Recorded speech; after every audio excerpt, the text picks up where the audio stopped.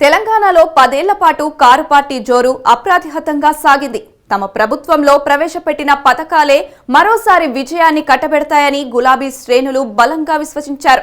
Cut చేస్తే scene reverse అయింది. హస్తానికి అధికారం వస్తుందని కల్లో కూడా ఊహించని నేతలకు షాక్ ఇస్తూ కాంగ్రెస్ సర్కార్ కొలువుదీరింది. అయితే ఎన్నికల్లో కారు పార్టీకి సడన్ బ్రేకులు పడడం వెనక ఓ ప్రధాన కారణముందట. ఇన్నాళ్లు దానిపై దృష్టి పెట్టకపోవడం వల్లే పరాజయం ఎదురైందని కేడర్ లీడర్ల వద్ద వాపోతున్నారట. ఇంతకీ తెలంగాణలో అధికారం హస్తగతం వెనక అసలు కారణమేంటి? గులాబీ పార్టీ చేపడుతున్న దిద్దుబాటు చర్యలేంటి? Let's watch.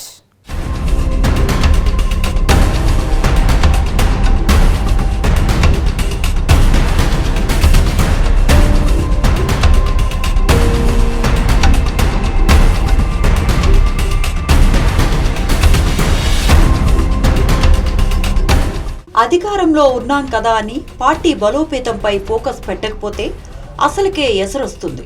క్షేత్రస్థాయిలో నిర్మాణాత్మక కేడర్ లేకపోతే పార్టీ గాడి తప్పుతుంది, అధికారం చేజారుతుంది. ఇదే పరిస్థితి ఇప్పుడు బీఆర్ఎస్ పార్టీ ఎదుర్కొంటున్నట్లు కనిపిస్తోంది. ఎన్నికలకు ముందు రాష్ట్ర స్థాయిలో బడా నేతలు, నడిపించే నాయకులకు పార్టీ పగ్గాలు చేపట్టి ఎన్నికల ప్రచారం నిర్వహించినా జిల్లా, మండల, గ్రామ స్థాయిలో పార్టీని ముందుకు తీసుకువెళ్లే కమిటీలు లేకపోవటం వల్లే పార్టీ పరాభవం పాలైందన్న చర్చ ఇప్పుడు గులాబీ పార్టీలో జోరుగా సాగుతుంది.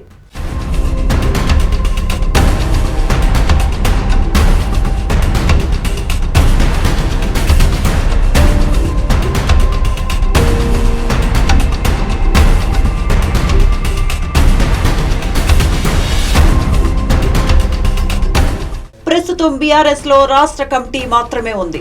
రాష్ట్ర ప్రధాన కార్యదర్శి, కార్యదర్శులు ఉన్నారు. అనుబంధ విభాగాలకు కమిటీలు లేవు. విద్యార్థి విభాగం, యోజన విభాగం, మహిళా విభాగం, బీసీ, ఎస్సీ, ఎస్టీ, మైనారిటీ విభాగాలకు మాత్రమే నూతన కమిటీలు ఏర్పాటు చేయాల్సి ఉంది. రాష్ట్ర కమిటీలో నూతన కార్యవర్గాన్ని ఏర్పాటు చేయాల్సి ఉంది. జిల్లా అధ్యక్షులను మార్చి కొత్త వారికి పగ్గాలు అప్పగించాలన్న చర్చ పార్టీలో జరుగుతోంది. గతంలో ఎమ్మెల్యేలు, ఎమ్మెల్సీలు, ఎంపీలకు జిల్లా అధ్యక్షులుగా కేసీఆర్ అవకాశం ఇచ్చారు. దీంతో ఇప్పుడు పార్టీ కోసం పూర్తి స్థాయిలో పనిచేసే వారికి అవకాశం ఇవ్వాలని కేసీఆర్ భావిస్తున్నారట.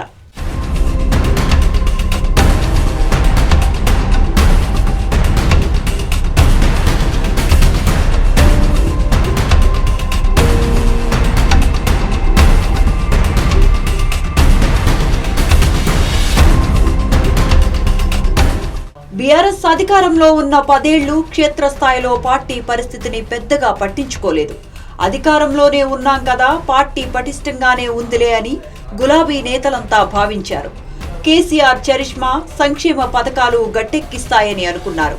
కమిటీల ఏర్పాటు విషయంపై కేసీఆర్ కు ఎవరూ సూచన చేసే సాహసం చేయలేదు. దీంతో కేసీఆర్ కూడా లీడర్లు క్షేత్రస్థాయిలో పార్టీని పటిష్టం చేస్తున్నారని, సమన్వయంతో ముందుకు వెళుతున్నారని అనుకున్నారట. కానీ అసెంబ్లీ ఎన్నికల్లో ఫలితాలు వస్తే గాని అసలు విషయం అర్థం కాలేదు.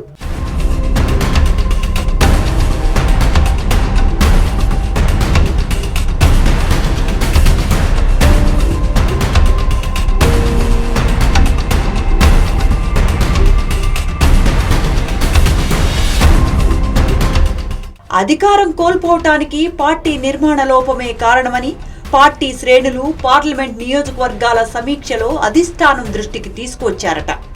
దీంతో పార్టీ క్షేత్రస్థాయి నుండి బలోపేతం చేసే దిశగా ప్రణాళిక రచిస్తున్నారట గులాబీ దళపతి కేసీఆర్. త్వరలోనే కమిటీలను ఏర్పాటు చేసి పార్టీని పటిష్టం చేయాలన్న భావనకు కేసీఆర్ వచ్చినట్లు తెలుస్తోంది. పార్టీలోని అన్ని విభాగాలకు కమిటీలను ఏర్పాటు చేసి ప్రభుత్వంపై పోరాటం చేయాలని, ఎన్నికల నాటికి మరింత శక్తివంతంగా కావాలని కేసీఆర్ ముఖ్య నేతలకు సూచించారట.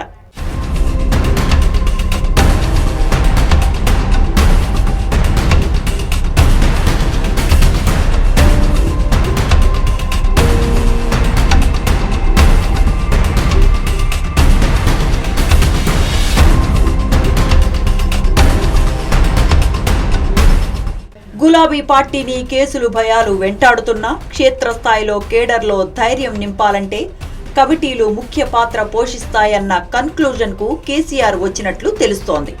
కవిత అరెస్ట్ నేపథ్యంలో బీఆర్ఎస్ పార్టీ కాస్త డీలా పడినట్లు కనిపించింది. ఇప్పుడు కేటీఆర్ ను అరెస్ట్ చేస్తారన్న ప్రచారం జరుగుతున్న నేపథ్యంలో గ్రామ స్థాయి నుంచి పోరాడాలంటే కమిటీలు ఉండాల్సిందేనని కీలక నేతలు అధినేత దృష్టికి తీసుకొచ్చారట.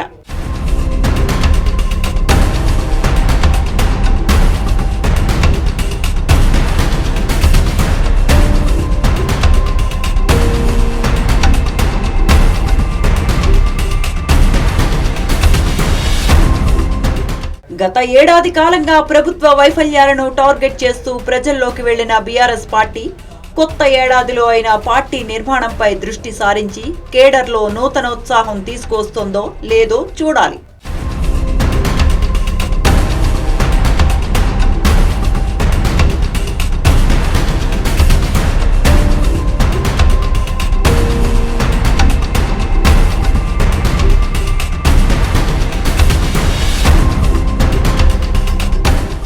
ఇది ఇవాల్టి ఇన్సైడ్ స్టోరీ. రేపు మరో ఎపిసోడ్తో మళ్ళీ కలుసుకుందాం. అంతవరకు సెలవు, నమస్తే.